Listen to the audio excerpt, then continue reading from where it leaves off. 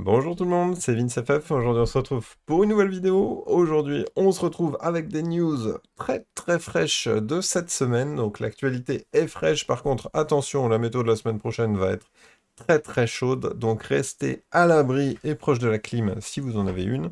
Donc voilà, mettez-vous au frais, faites pas de folie avec votre corps. Là on attaque les températures à plus de 40 degrés. Ça va faire mal, donc courage, ça va être très dur pour moi. Et je pense que je ne vais pas pouvoir aller dans mon petit boui-boui. Vous voyez, il est dimanche matin, il est même pas 10 heures quand je fais cette vidéo, 9h55. Et j'ai déjà 27 degrés, donc c'est magnifique. J'ai tellement hâte d'être cet après-midi. Enfin bref, donc voilà. Sachez que dans la petite boutique GLFOS, nous avons quelques casquettes qui ont fait leur arrivée, comme celle-ci, qui sont de toute beauté, avec quelques coloris différents. Et franchement, je les kiffe. Je les kiffe, je les trouve assez quali. J'aime beaucoup.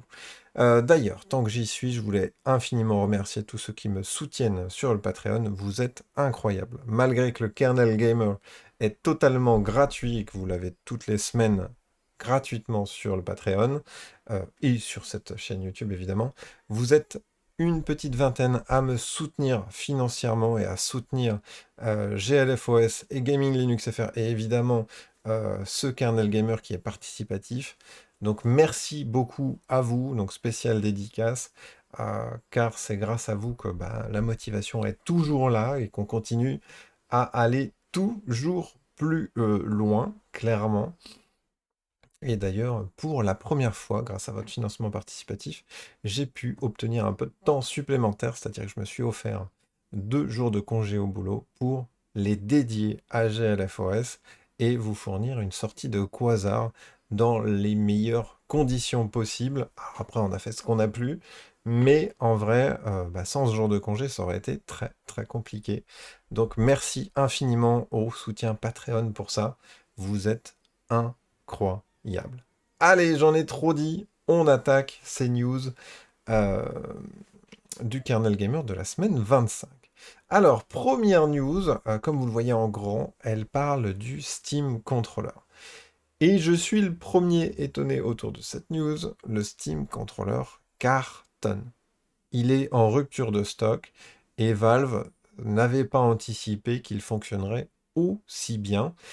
Donc voilà, franchement, assez surpris pour une manette qui coûte 99 euros, donc c'est super cher. C'est quasiment 2 fois plus cher qu'une manette classique.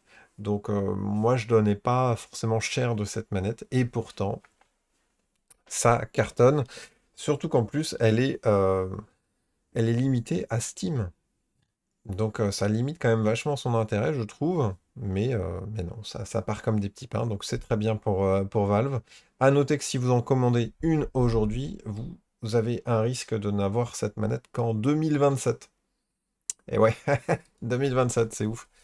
Donc voilà, pour info, le Steam Controller cartonne et c'est très très bien pour Valve. Seconde news, donc là c'est beaucoup moins bien, ça pue. Clairement, ça pue pour Arch Linux. Donc là, eux, ils ont eu un coup de froid, mais pas dans le bon sens du terme. Donc Arch Linux a été touché par une énorme vague de malware. En gros, on a eu un peu plus de 2000 paquets. Donc là, j'avais mis 1500, mais on a eu l'évolution maintenant. On a eu un peu plus de 2000 paquets qui ont été touchés par un petit malware sur le Arch User Repository. Donc, quand je dis que ça touche Arch Linux, on va dire que le noyau core de la distribution Arch Linux n'est pas touché, il reste toujours aussi sérieux. Par contre, Arch Linux et Arch User Repository, c'est quand même deux choses où énormément d'utilisateurs, je dirais, font l'amalgame, mais en même temps, c'est l'une des énormes forces d'Arch Linux de proposer ce dépôt en plus. Et, euh, et c'est vrai que ça fait mal parce que là, on a 2% des packages de Arch User Repository qui sont touchés par ce malware. Et, euh, et je trouve que ça fait mal, surtout pour le côté communication, sur le côté confiance autour du projet, même si le noyau core est toujours aussi sérieux et secure, donc là, il n'y a pas de problème là-dessus. Par contre, pour ceux qui utilisaient massivement du AUR, ça peut être clairement la douche froide. Donc voilà. Petite news qui est pas folle, donc je vais quand même suivre. pour voir comment va réagir les équipes de Arch Linux. Mais voilà, petite douche froide là-dessus. Wait and see, comme on dit. Je vous en parlerai sûrement dans un prochain Kernel Gamer pour en savoir un peu plus. Ensuite, on a Linux qui fait parler de lui, mais côté Apple. En effet, les puces M3 sont maintenant compatibles avec Asahi Linux. Il a fallu 3 ans aux équipes d'Asahi pour réussir à faire tourner le système sur les puces M3, en sachant que c'est pour l'instant que à l'état vraiment, j'ai mis préliminaire, mais c'est c'est vraiment à l'état pré-version. Mais ça sous-entend que ça devrait arriver quand même prochainement. En tout cas, c'est rendu possible. Perso, Asahi Linux, je l'utilise sur mon Mac Studio. C'est du très bon boulot ce que fait les équipes d'Asahi. Il me manque personnellement l'accélération graphique vidéo. Ça serait vraiment un vrai plus pour tout ce qui est Olama, pour tout ce qui est, par exemple, création studio et audiovisuel. Mais en vrai, même sans, ça fonctionne très bien. Et pour faire un mini serveur, c'est canon. C'est vraiment canon, c'est très performant. Et ça permet d'avoir une machine qui ne consomme pas, qui ne chauffe pas. Par les températures actuelles, ce n'est pas rien. Et voilà, c'est plutôt assez plaisant, en tout cas pour de la bidouille, je trouve ça assez incroyable. Prochaine news, KDE Plasma passe en version 6.7 et on a quelques petits changements qui sont sympathiques. Personnellement, j'ai un changement que je préfère, c'est le fait d'avoir des bureaux virtuels qui sont indépendants par écran. Donc avant KDE Plasma 6.7, si vous étiez avec plusieurs écrans, en fait le bureau virtuel changeait si vous le changiez sur un seul des deux écrans. Donc en fait, à chaque fois que vous changiez de bureau virtuel, ça faisait un changement sur les deux écrans en même temps, chose qui n'était pas forcément super pratique et pas foufou dans l'idée. Là maintenant, c'est indépendant et donc en fait, les bureaux virtuels deviennent vraiment beaucoup plus canons et qualitatifs que ce que l'on avait avant. Pour moi, c'est un vrai confort. Donc perso, je valide à 100% cette nouveauté, malgré que je sois un utilisateur GNOME avant tout. On a quelques autres nouveautés intéressantes. Donc on a les profils HDR là qui ont évolué. On a le retour du thème oxygène, donc assez cool, le fait pour les nostalgiques, on va dire.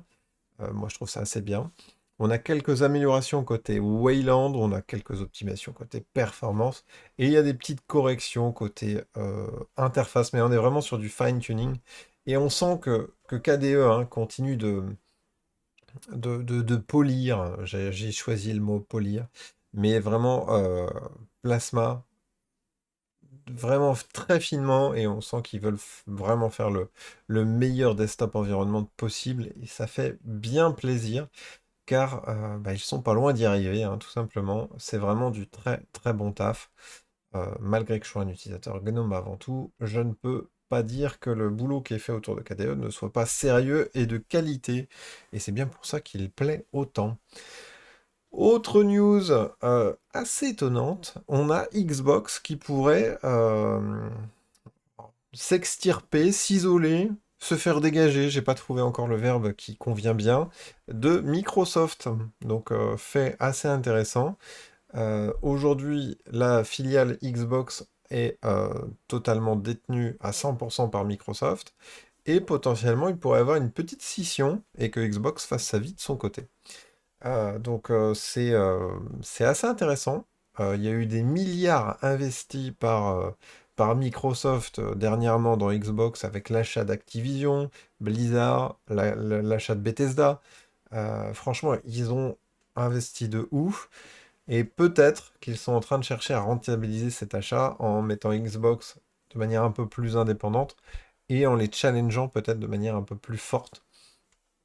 Donc à voir. Mais en tout cas, chez Microsoft, il y a quand même pas mal de changements. C'est-à-dire qu'il y a la stratégie Game Pass qui est toujours très forte, mais il y a aussi la sortie multiplateforme. Maintenant, les jeux, ils sortent vachement sur PlayStation, sur PC, sur Switch, et on n'est plus trop dans le côté exclu. Donc Xbox évolue, et peut-être qu'il est en train de se transformer en plus qu'un constructeur, mais vraiment un éditeur presque tiers. Donc c'est assez intéressant. Faudra voir ce que ça donne par la suite. Mais en tout cas, ça bouge côté Xbox et on peut pas. Et en fait, en vrai, ils en avaient besoin. Ils avaient besoin que ça bouge. Allez, autre news, on a Wine qui améliore encore son côté Wayland.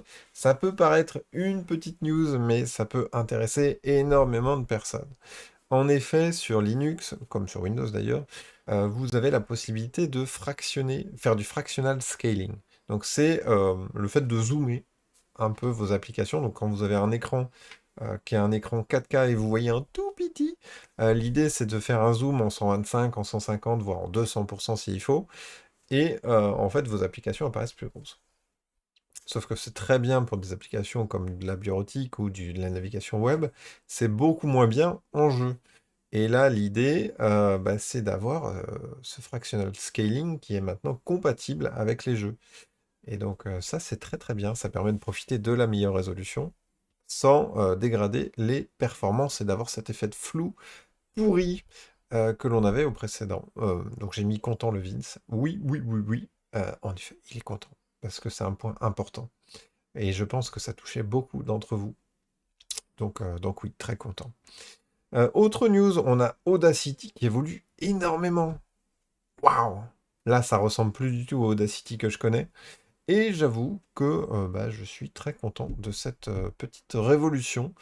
Bon, j'ai mis ce screenshot. Je ne sais pas si les couleurs seront exactement comme ça.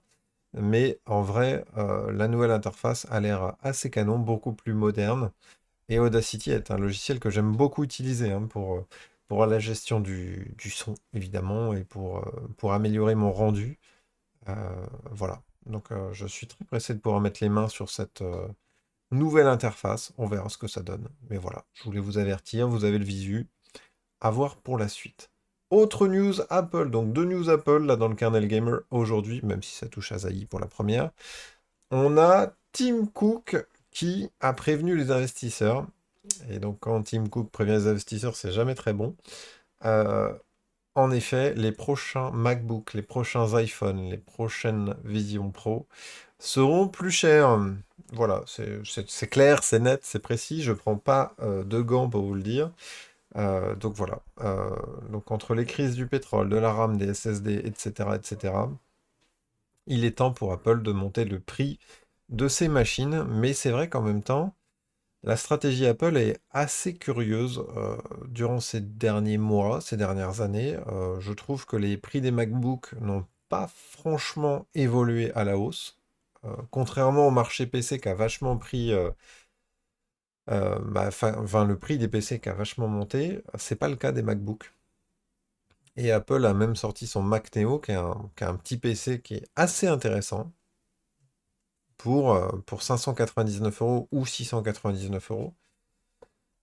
Et je dois dire que je suis assez étonné de cette stratégie d'Apple. Et donc là, le fait de les voir remonter les prix, bon, ça m'étonne pas. On va dire qu'ils suivent la tendance et qu'il fallait bien que ça suive, puisqu'ils l'ont pas trop fait durant ces derniers mois, ces dernières années. Et dernière news, qui est une news gaming, on a Assassin's Creed Shadows qui voit enfin le bout.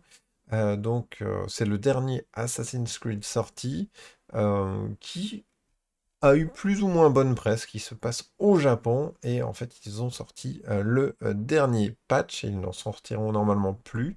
On a quelques petits ajouts en plus, mais globalement, si vous aviez acheté le jeu mais que vous ne l'aviez pas encore fait, eh bien, c'est enfin le moment de le faire car ils ont patcher de bout en bout leur jeu, leur bébé. Et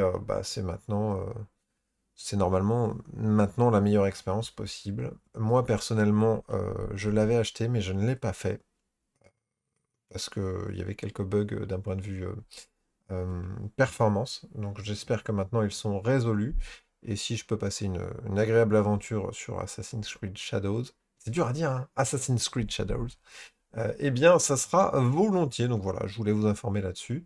Et c'était tout pour les news du Kernel Gamer de cette semaine. Donc ça a duré 15 minutes quasiment tout pile. Je suis au top dans mon timing, dans mon objectif de timing.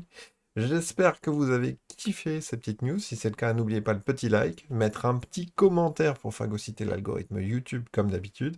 Maintenant, je vous fais confiance. N'oubliez pas de vous abonner aussi. On approche des 10 000 abonnés. Ça ne rigole plus.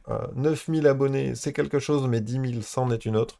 Donc merci à vous de vous abonner si vous n'êtes pas encore abonné et que vous kiffez le contenu de la chaîne. C'est un plaisir toujours d'avoir vos retours et de voir que ça continue de vous plaire au jour le jour. Donc voilà, bon en tout cas je vous souhaite un excellent dimanche, bon courage pour les températures de la semaine prochaine, donc faites attention à vous, pas de folie en pleine chaleur, et sur ce je vous dis tchuss, et à la prochaine, ciao ciao.